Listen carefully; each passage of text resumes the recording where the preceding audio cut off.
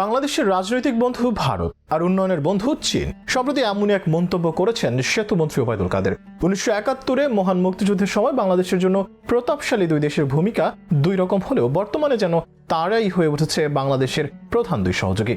স্বাধীনতার পর যেভাবে নতুন করে পররাষ্ট্রনীতি নির্ধারণ করেছেন তৎকালীন প্রেসিডেন্ট এবং জাতির পিতা বঙ্গবন্ধু শেখ মুজিবুর রহমান, তারই ধারাবাহিকতায় আজও চলছে বাংলাদেশের পররাষ্ট্রনীতি, যেখানে কারোর সঙ্গে বৈরিতা নয়, সবার সঙ্গে বন্ধুত্ব। এমন কৌশলকে সামনে রেখে গিয়েছে পররাষ্ট্র মন্ত্রণালয়ের কার্যক্রম। ফলে রাজনৈতিক মারপ্যাচে পড়েও কারোর সঙ্গে শত্রুতা করার পথে হাঁটেনি বাংলাদেশ।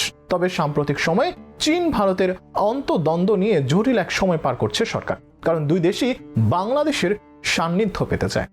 গেল কদিন আগেই তিস্তা প্রকল্প নিয়ে প্রস্তাব এসেছে ভারতের পক্ষ থেকে। যদিও এই প্রকল্প বাস্তবায়ন করতে বাংলাদেশকে সকল ধরনের সহযোগিতা করতে চেয়েছিল চীন সরকার। সব মিলে বাংলাদেশ অংশের তিস্তা মহাপরিকল্পনা নিয়ে জটিলতা চলছে চীন এবং ভারতের মধ্যে, যে কারণে প্রশ্ন উঠছে তিস্তা পরিকল্পনা নিয়ে যে পথে আগাচ্ছিল চীন, সেখানে ভারতের প্রবেশ কোন দিকে নিয়ে যাবে বাংলাদেশের কূটনীতিকে। এমনই যখন অবস্থা, তখন বেইজিং সফরের পরিকল্পনা করছে বাংলাদেশের সরকার প্রধান। টানা তৃতীয়বারের মতো নির্বাচিত হয়ে পুনরায় ভারতের প্রধানমন্ত্রী হিসেবে শপথ নেওয়ার পর প্রতিবেশী দেশগুলোকে গুরুত্ব দিতে শুরু করেছে মোদী সরকার। সে হিসেবে প্রথম বিদেশি সরকার প্রধান হিসেবে ভারত সফর করেছেন বাংলাদেশের সরকার প্রধান শেখ হাসিনা। শেখ হাসিনার শেষ সফরে এসেছে তিস্তা প্রকল্পে অর্থায়নের প্রস্তাব। তবে অবস্থা দৃষ্টি মনে হচ্ছে তিস্তা নিয়ে এখনো ফাইনাল সিদ্ধান্ত জানায়নি বাংলাদেশ। এর মধ্যে আগামী 8 জুলাই রাষ্ট্রীয় সফরে চীন যাচ্ছেন প্রধানমন্ত্রী শেখ হাসিনা। অর্থাৎ পররাষ্ট্রনীতিকে নানা কৌশলে যাচাই বাছাই করে নেওয়ার কৌশলে হাঁটছে বাংলাদেশ। কারণ দক্ষিণ এশিয়ার আঞ্চলিক রাজনীতি, অর্থনীতি ও কূটনীতিতে চীন এবং ভারত অত্যন্ত গুরুত্বপূর্ণ বাংলাদেশের জন্য। ফলে তিস্তা মহাপরিকল্পনার মতো বড় কোনো প্রকল্প পরিচালনার ক্ষেত্রে কূটনীতির নানা ক্ষেত্র বিবেচনা করাটাই যৌক্তিক। সেই হিসেবে ভারত এবং চীনের সঙ্গে কৌশলগত কূটনৈতিক সম্পর্ক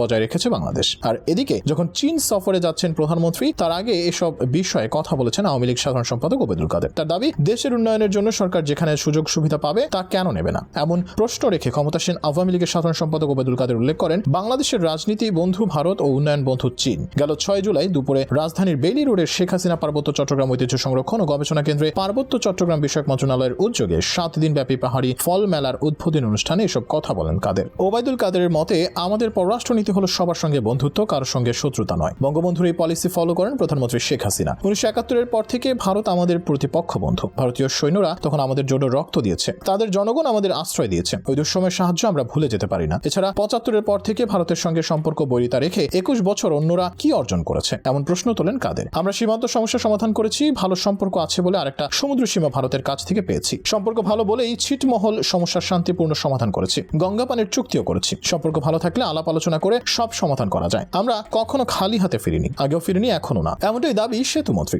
অনুষ্ঠানে দেওয়া বক্তব্যে বিএনপির দিকে ইঙ্গিত করে আওয়ামী লীগ সাধারণ সম্পাদক জানান, যারা বড় বড় কথা বলে তারা দিল্লি থেকে এসে বলতো আমরা গঙ্গা চুক্তির কথা ভুলেই গেছি। আমাদের উন্নয়নের জন্য যেখানে সুবিধা পাবো আমরা সেটা কেন নেব না। এখন কারো গায়ে চুলকায়, কারো অন্তরে জ্বালা হচ্ছে। অর্থাৎ 1975 সাল পরবর্তী অস্থিতিশীল রাজনৈতিক পরিস্থিতিতে ভারতের সঙ্গে যেভাবে বিরোধ বজায় রেখেছিল তৎকালীন সেনা সরকারগুলো, তাতে বাংলাদেশের কোনো লাভ হয়নি বলে উল্লেখ করেন তিনি। এদিকে আগামী 8 জুলাই প্রধানমন্ত্রী চীন সফরকে ঘিরে চলছে নানা আলোচনা। এই সফর থেকে কি চায় বাংলাদেশ আর কি স্বার্থ রয়েছে চীনের। বিভিন্ন গণমাধ্যমের বরাত দিয়ে জানানো হচ্ছে 2024-25 অর্থ বছরে বাজেট সংকট মোকাবেলায় চীনের কাছ থেকে পুনরায় ঋণের প্রত্যাশা করছে বাংলাদেশ। পাশাপাশি আরো নতুন কিছু প্রকল্পে চীনা বিনিয়োগও চায় সরকার। অন্যদিকে ভূ রাজনৈতিক কৌশলগত কারণে বাংলাদেশের গুরুত্ব যেভাবে বাড়ছে, তাতে এই অঞ্চলে প্রভাব বিস্তার করতে চায় চীন। আর ভারতের সাথে যে প্রতিযোগিতা চলছে শি জিনপিং সরকারের, তাতে বাংলাদেশকে যত কাছে পাবে ততই পোক্ত হবে ভারত বিরোধী চীনা রাজনীতি। তবে এখনো পর্যন্ত যেভাবে পররাষ্ট্রনীতিতে ভারসাম্য বজায় রেখে চলছে বাংলাদেশ, তাতে ভারতকে রাজনৈতিক বন্ধু এবং চীনকে উন্নয়নের বন্ধু হিসেবে স্বীকৃতি দিচ্ছেন ওবায়দুল কাদের।